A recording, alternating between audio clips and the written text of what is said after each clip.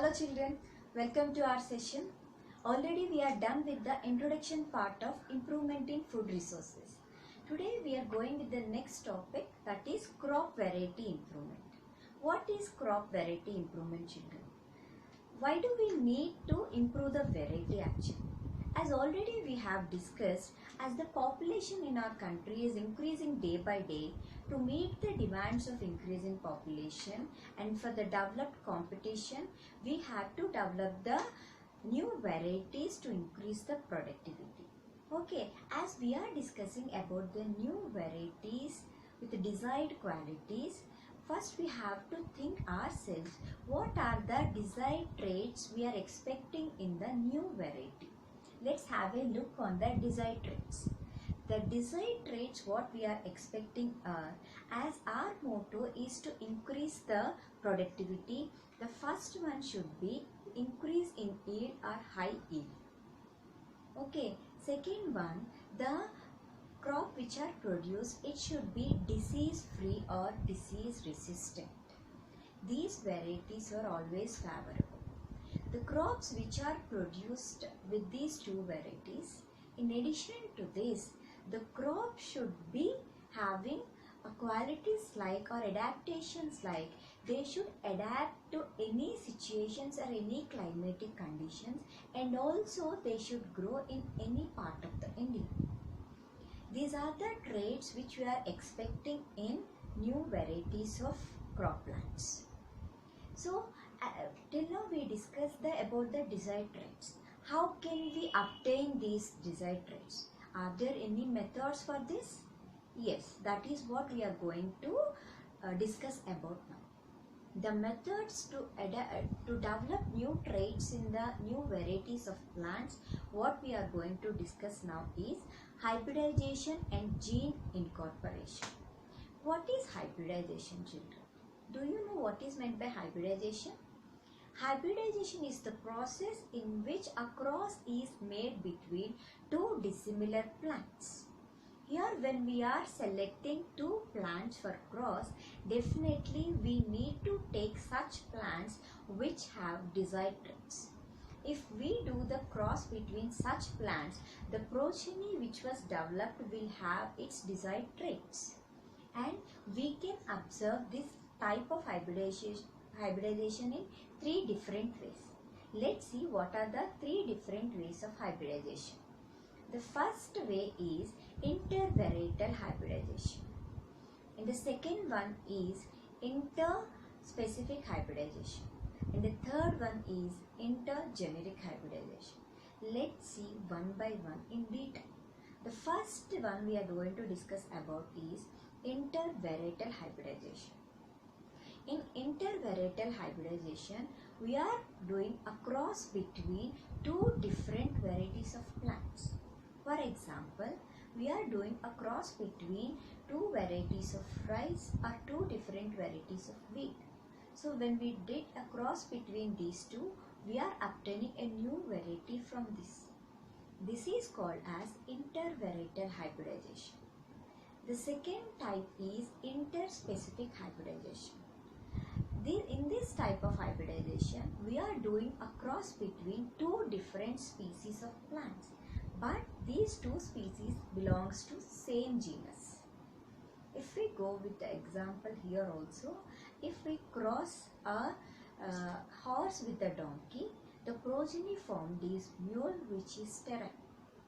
This is called as interspecific hybridization. Let's see the third one, that is intergeneric hybridization.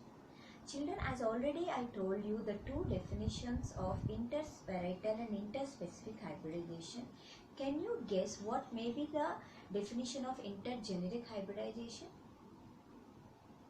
I think most of you can do it.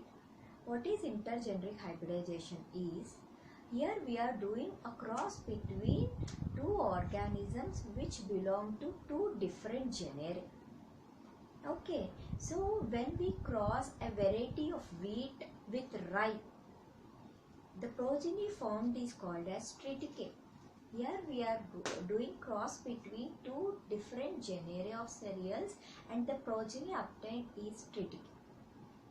These are the three different types of hybridization from which we can obtain new varieties of crop plants. Now the other method which we are going to discuss about is gene incorporation. What is this method actually? In this gene incorporation, we are selecting a particular gene which is responsible for particular desired trait. Take an example, if we look at fruit plants, the size of the fruit, a juicy nature of the fruit, understand, all these are very important. So here we will select the big size of the fruit. The particular gene which is responsible for the size will be extracted out. The extracted gene which was taken out, it should be incorporated into the another plant which we want to be. As if the gene which we are incorporating is the foreign gene here. As we insert this foreign gene into another plant, the genetic composition of the plant will be changed.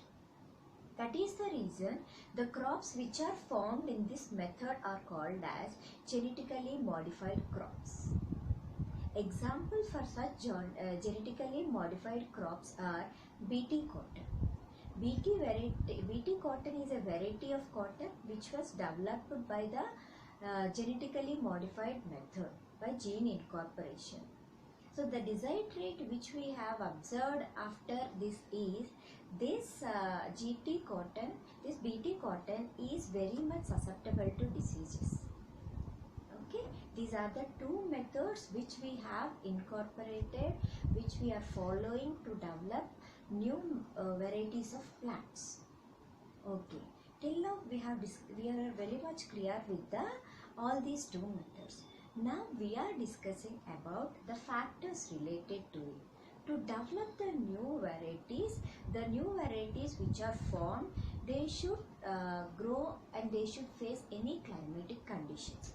Let's see what are the factors affecting it. If the farmer is provided with good quality of seeds, then what happens when he starts the process of cultivation, when he sows the seeds, all the seeds should germinate at the same time. Okay, when these seeds germinate at the same time, there are certain conditions related to it. The conditions are like weather conditions, type of the soil, and also water availability. We can we guess the weather conditions, children? Can we know how why the rain will fall suddenly? Why don't we have rainfall sometimes? Why don't we have monsoons? Sometimes we'll have poor monsoon. Can we predict and can we guess the reasons for this? We can't, right? So the new varieties which we want to develop, these varieties should be resist to all these conditions. When we have good rainfall or good monsoon, definitely the crops will give good yield. When we don't have such situations, the crops cannot give higher yield. The entire crop will be lost. These conditions will lead to drought. When we have less rainfall, the entire crop will be damaged and it results in conditions like drought.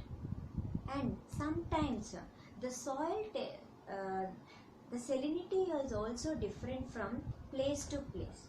If the salinity increase, some of the plants or crops will die. So the varieties which we are going to develop, they should be resistant to diseases, they should be resistant to drought, they should be resistant to water availability, they should be resistant to high salinity. These are the traits what we want to be in the newly developed varieties in crop plants.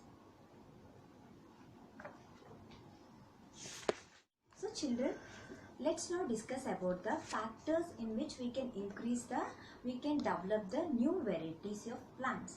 The factors are like this. The first factor is high yield.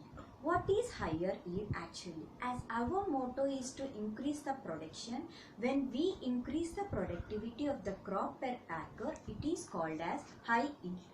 The second factor what we are going to discuss is quality of the product or improved quality.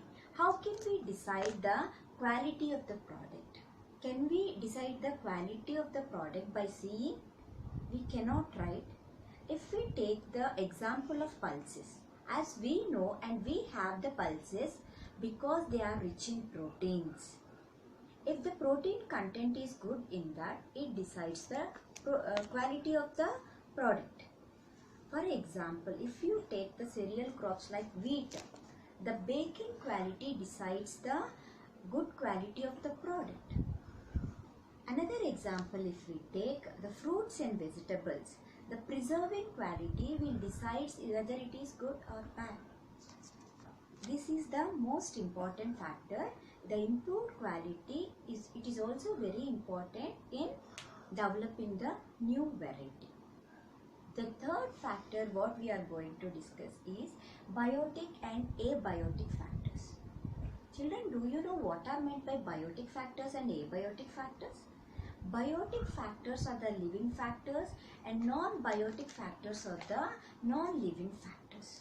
Do both of them have the effect on cultivation or the growth of the crop plants? Yes, they have its effect. If we discuss about biotic factors, there are certain microorganisms or the pests which may affect the growth of the plant during the process of the cultivation or even the harvest. So we have to protect the crop from these biotic factors. Next, the abiotic factors which are related to it are high salinity, high temperatures, cold, frost, etc. They also have its own impact on the growth of the crop. So as we are deciding to develop a new variety, we have to develop a new variety which can resist to these biotic factors and abiotic factors. These are the three important factors we have discussed. And the fourth one what we are going to discuss is change in maturity duration. What is change in maturity duration, children? If we observe the change, generally in the ancient days, the farmer used to harvest the crop for whole year. Now, if we do the same process even now, can we increase the production? Can we meet the demands of population? No, right? We cannot do it. So what we have to do, we have to select the crops which will have short maturity and duration. Short maturity duration. Lesser the maturity duration, the farmer will be economically profitable. So as he used to grow the product the full year, the same crop, instead of that, if he raised the crops, if he made 3 to 4 different crops in that same year, he will be able to increase the production. Understand? This is what maturity duration, so that all the crops which are grown will comes to maturity at the same time.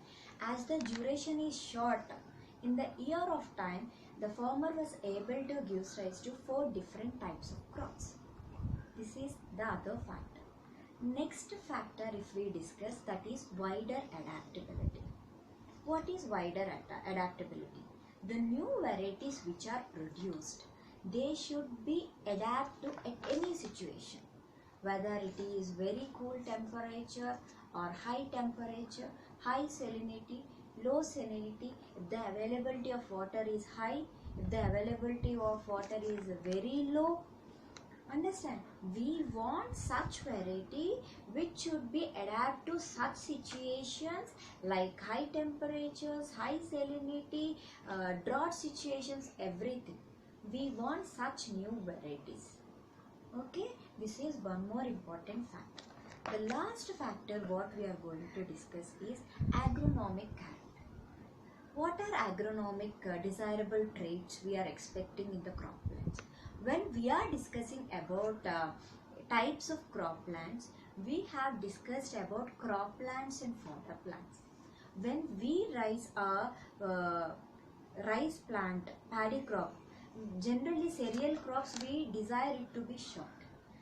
In the same way, when we are growing or cultivating fodder crops, we want that crop should be tall and profusely branched. What happens when these plants are tall and profusely branched? We can provide more feed to the cattle. So there are some desired traits or the characters which we can observe in certain groups of plants. So if we as we want to increase the production and we want to develop the new variety of plants, these are the factors which we have to consider. Children, are you all clear with the factors and how we have to develop the new variety? Okay children, thank you.